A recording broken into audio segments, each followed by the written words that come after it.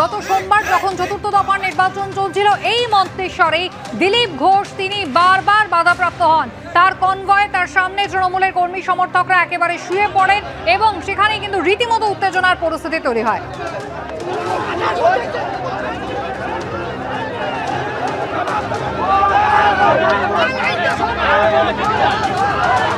আমাদের সঙ্গে এই মুহূর্তে টেলিফোন লাইনে দিলীপ ঘোষ রয়েছেন। দিলীপ বাবু, এই সদ্য সোমবার দিন নির্বাচন শেষ হলো, আপনার কনভয়ে হামলার ঘটনা ঘটলো, গাড়ি ভাঙচুরের ঘটনা ঘটলো, আমরা দেখলাম। আর তারপরে আপনার যিনি পোলিং এজেন্ট ছিলেন তথা বিজেপির বুথ সভাপতি, তার অস্বাভাবিক মৃত্যুর ঘটনা ঘটেছে, কি বলবেন?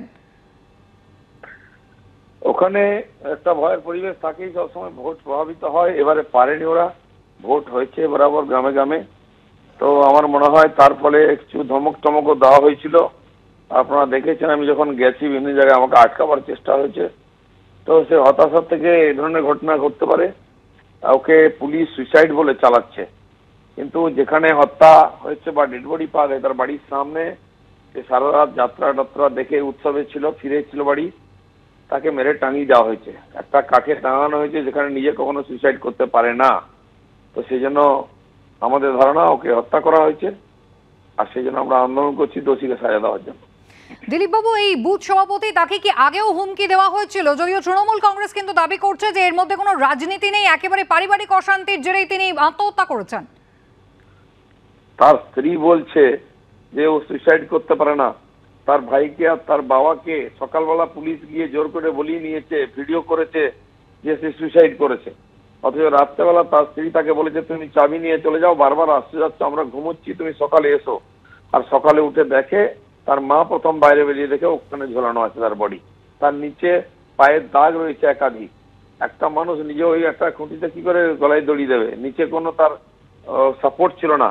তো এটা সুইসাইডের কেস হতে পারে না, মার্ডার হয়েছে। পুলিশ দোষীকে ধরুক। যদি মার্ডারের ঘটনায় মানে আপনি অভিযোগ করছেন যে তৃণমূল কংগ্রেসের পিছনে রয়েছে, তাহলে কে বা কারা এই ঘটনার সঙ্গে জড়িত থাকতে পারে দিলীপ বাবু, আপনার কি অনুমান? সেটা তো ওখানকার কিছু লোক তাকে ধমকি দিয়েছিল আগে, এই ধরনের শুনছি আমরা।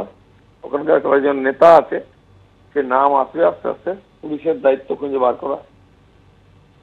সেক্ষেত্রে আপনাদের কি দাবি থাকবে? ইতিমধ্যেই বিক্ষোভ চলছে, বিজেপির কর্মী সমর্থকরা থানার বাইরে বিক্ষোভ দেখাচ্ছেন এবং স্থানীয় নেতাদের সঙ্গে মন্তেশ্বর থানার আইসি তিনি বৈঠক করছেন বলে জানা যাচ্ছে। ঠিকই আছে, আমরা তো বিরোধিতা করবে, কারণ এইভাবে হত্যা হতে থাকবে আর পুলিশ চালিয়ে দেবে সুইসাইড বলে। এর আগেও হয়েছে, ডজন ডজন কর্মীকে মারা হয়েছে আর তাকে সুইসাইড বলে চালিয়ে দিতে কেস পর্যন্ত নেয়নি। তো তার জন্য যা লড়াই করা দরকার আমরা করবো। দিলীপ বাবু, অনেক ধন্যবাদ আমাদের সঙ্গে কথা বলার জন্য। খুনের ঘটনাকে আত্মহত্যা বলে শাসক দল চালিয়ে দিতে চাইছে, এমনটাই বিজেপির পক্ষ থেকে অভিযোগ করা হচ্ছে।